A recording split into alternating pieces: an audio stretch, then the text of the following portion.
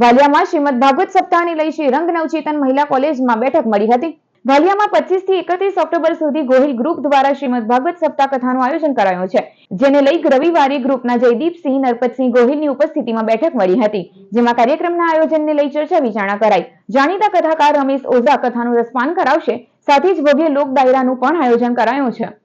આજ રોજ વાલિયા હાઈસ્કૂલ ખાતે શ્રીમદ ભાગવત કથા જે ગોહિલ પરિવાર દ્વારા આયોજિત થવાની છે એના ભાગરૂપે એક મીટિંગ રાખવામાં આવી હતી, જેમાં તાલુકાના મોટી સંખ્યામાં અગ્રણીઓ હાજર હતા અને આ જે ભાગવત કથા યોજાઈ રહી છે તો એના વક્તા તરીકે રમેશભાઈ ઓઝા જે ભાઈશ્રીના નામથી પ્રસિદ્ધ છે, એમના મુખારવિંદથી આ કથાનું આયોજન થયું છે।